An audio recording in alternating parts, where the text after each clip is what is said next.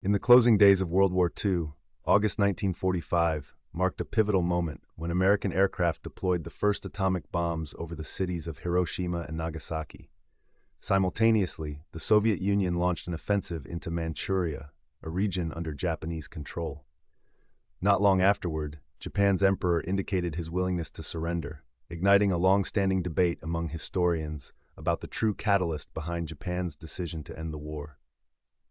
Was it the devastating power of the atomic bombs, or did other factors, such as the Soviet intervention in the Pacific, play a more significant role? Few incidents in World War II have spurred as much historical discussion as those occurring in August 1945. Historians have debated the necessity of the atomic bombings and what precisely caused Japan to capitulate. The traditional viewpoint, largely endorsed by orthodoxy in post-war American discourse, posits that the atomic bombings were the crucial element in Japan's decision to surrender. However, some scholars hold a divergent perspective, suggesting that the Soviet Union's declaration of war on Japan on August 9th, the same day Nagasaki was bombed, was the decisive factor in Japan's surrender. This perspective, known as revisionism, challenges and modifies the conventional argument. Debates and reinterpretations are standard in historical inquiries, as scholars continuously strive to understand the past. Both Orthodox and revisionist stances contain varying opinions about the bombings, so referring to these schools of thought provides a useful, though simplified, framework to delve into the underlying issues. To gather clarity, we must first establish the timeline. On May 8, 1945, Nazi Germany formally surrendered to the Allies and Soviet forces. Fast forward to July, and the Allied powers convened at the Potsdam Conference near Berlin. Here, one of the prime topics was the ongoing conflict with Japan, a war in which the USSR remained neutral.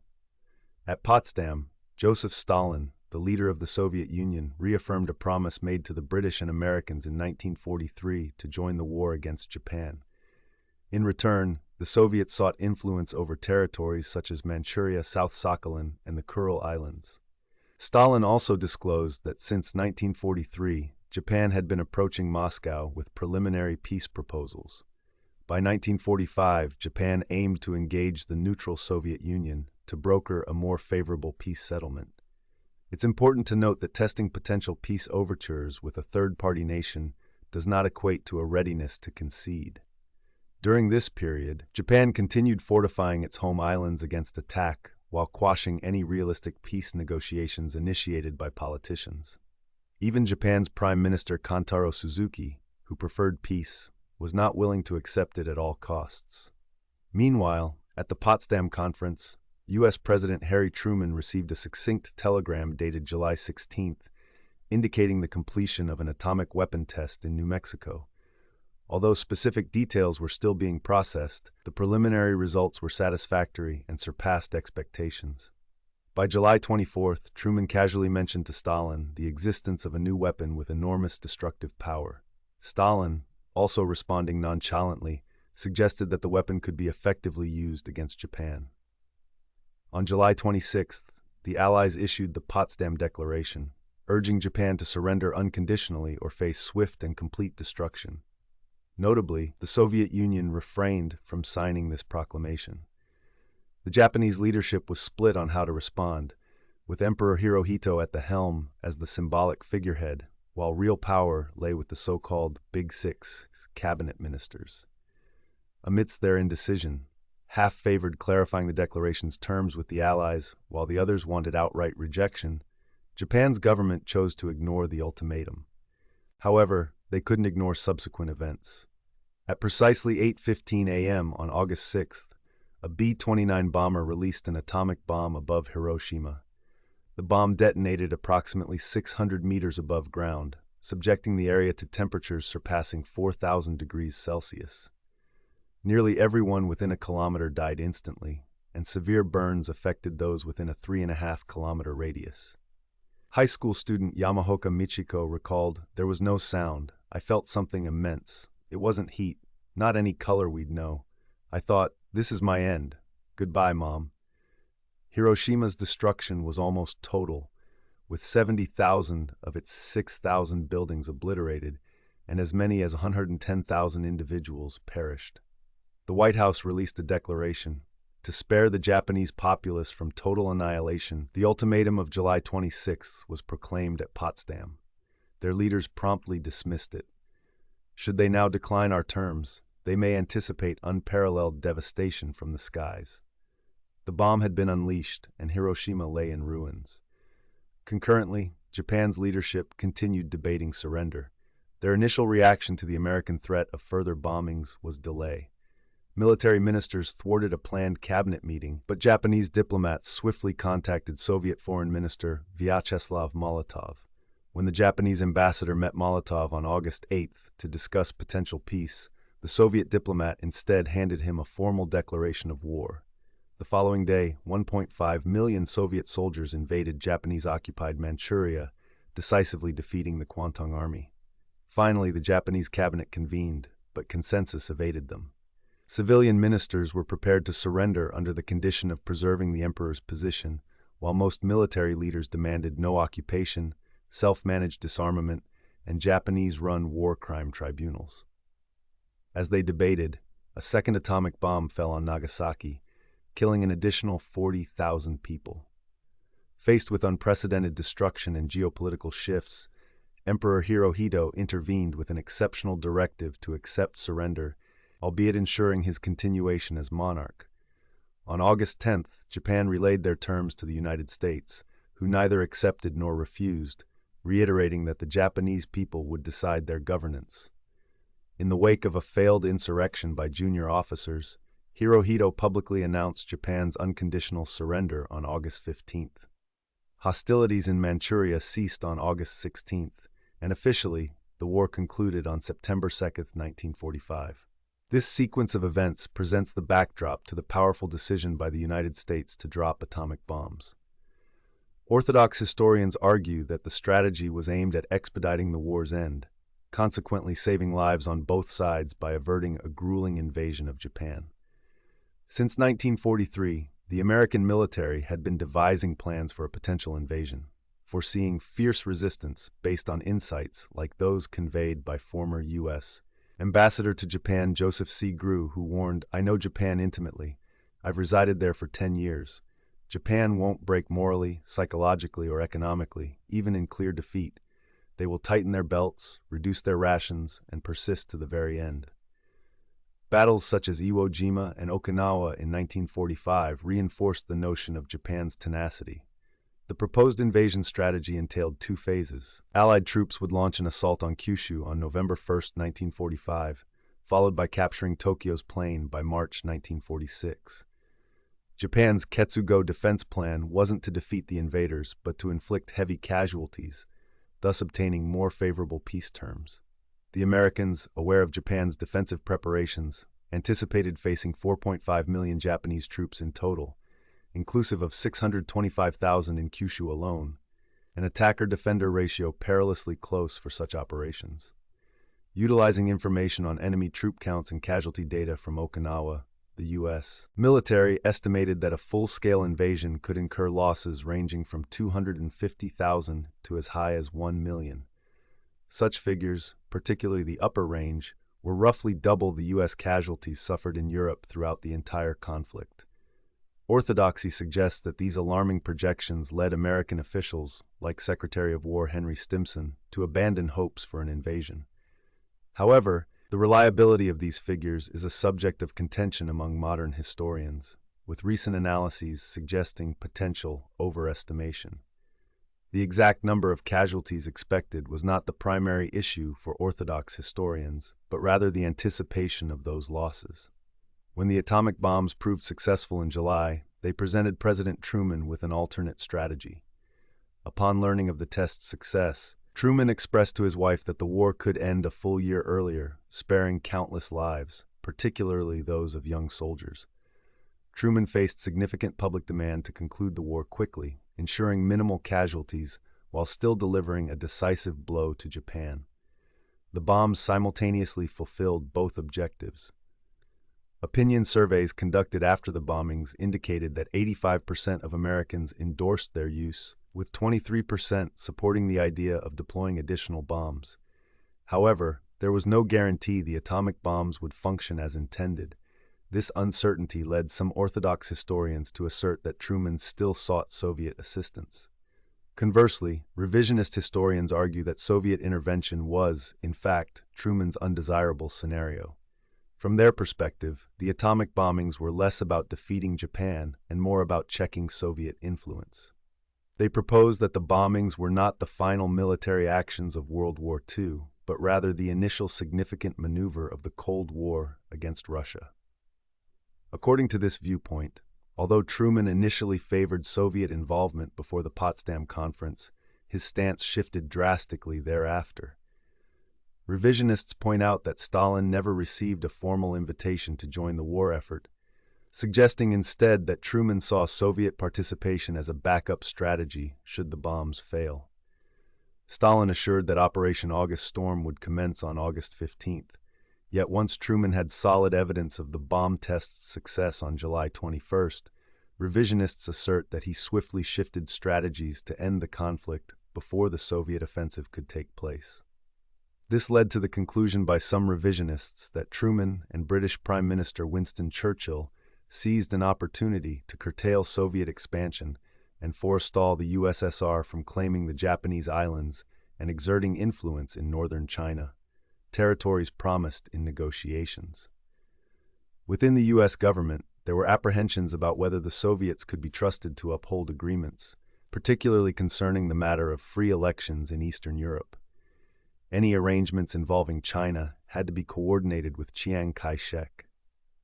Truman penned in his memoirs his reluctance to let Russia benefit from the arduous and courageous effort against Japan, a conflict in which the Soviets had not partaken.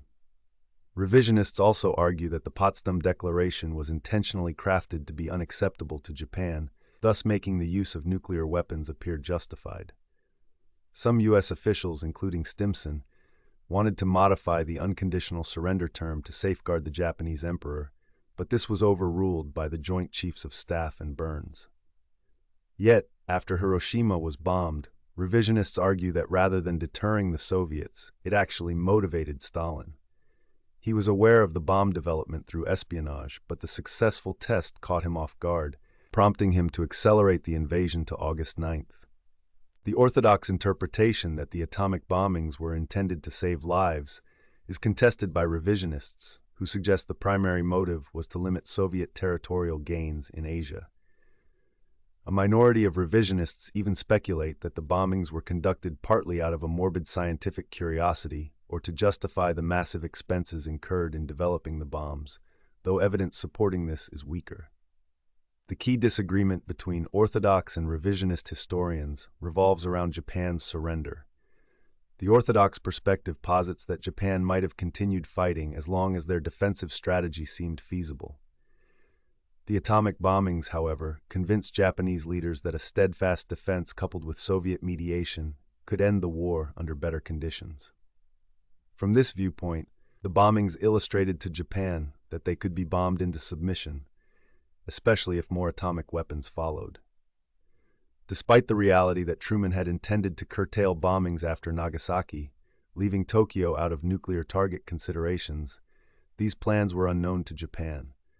The atomic attacks shocked them, boosting their fears, as Japanese scientists had conceptualized such bombs but had not made progress towards creating them. Evidence cited by Orthodox historians includes Hirohito's statement to an advisor, acknowledging that, given the crisis that unfolded, he had to accept the unavoidable, irrespective of his safety, to hasten the war's end and avert further catastrophe. Orthodox historians assert that the Soviet military assault did not significantly influence Japan's decision. Although anticipated, its psychological impact was minimal. A clue to this conclusion is a statement from Deputy Army Chief Torashiro Kawabe, who admitted that despite long-standing concerns about Soviet involvement, Japan could not envisage a sudden attack with such devastating atomic weaponry. Thus, the Orthodox narrative contends that Soviet actions posed a serious concern, but no existential threat to Japan's defended home islands or its defensive strategies. Japan had anticipated losing Manchuria to a peace deal anyway, leading Orthodox historians to conclude that Japan capitulated due to the atomic devastation and its potential recurrence. Revisionists, however, paint a different picture.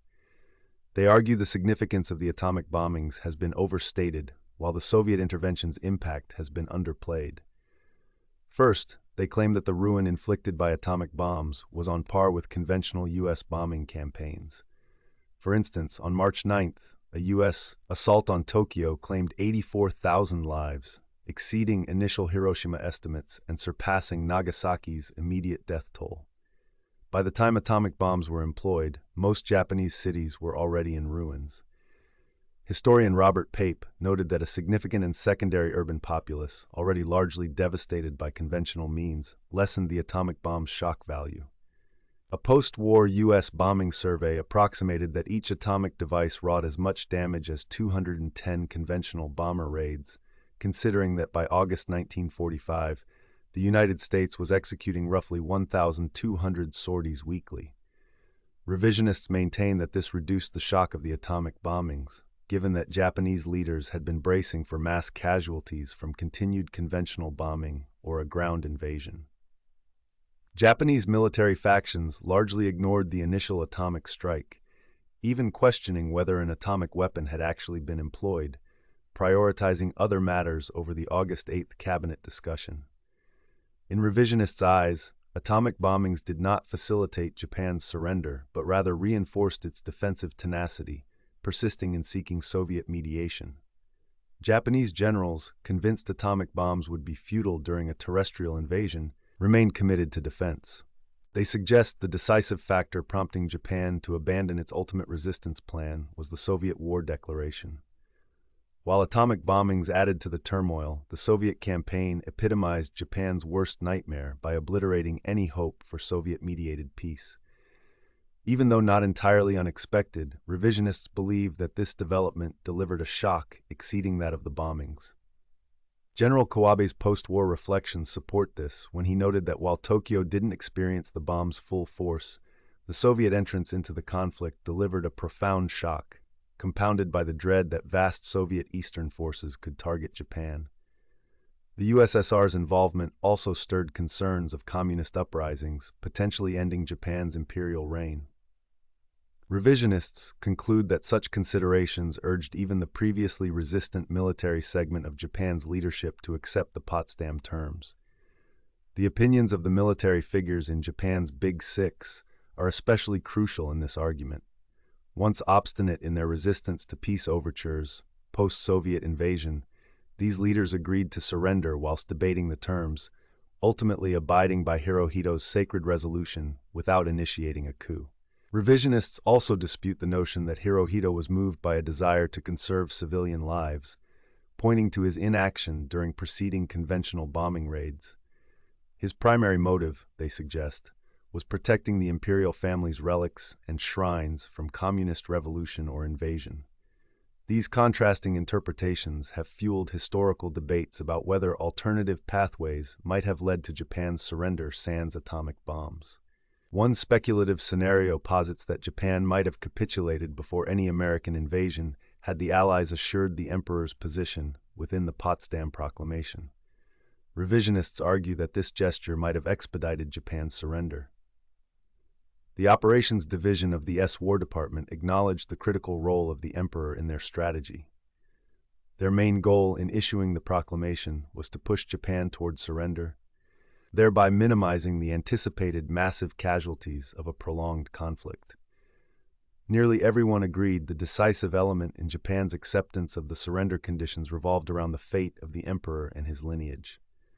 Consequently, from a military perspective, it seems essential to clearly outline our plans concerning the Emperor. Revisionists argued that the U.S., ignoring this advice and choosing to deploy atomic bombs, likely extended the duration of hostilities.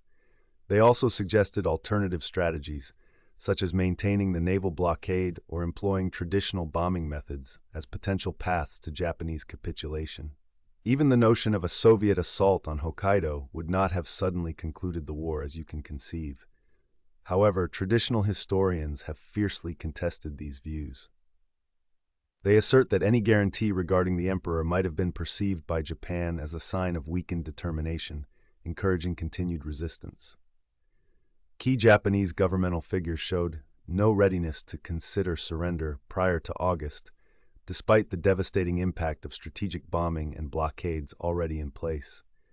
Historian Richard Frank staunchly counters this notion, declaring it fantasy, not reality, to think the war's conclusion was inevitable before the atomic bomb's deployment. Standard arguments highlight the high fatality potential that continued bombing campaigns, starvation blockades, or a Soviet incursion might have caused, potentially claiming more lives than the bombs themselves. This toll would include all those living under Japanese control.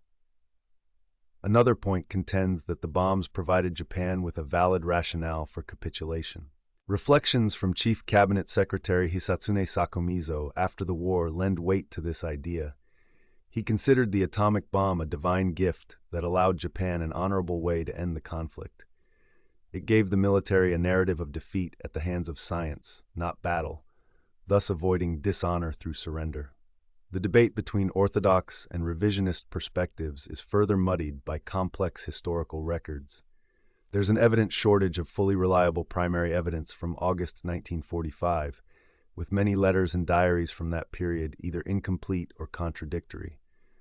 Post-war memoirs are equally unreliable, as numerous decision-makers sought to portray themselves favorably amid Cold War tensions or war crimes proceedings. Additionally, evidence obtained from U.S. interrogations after the war has also drawn skepticism. Beyond source issues, the argument hinges on the presumption that a singular individual or body was responsible for pivotal choices.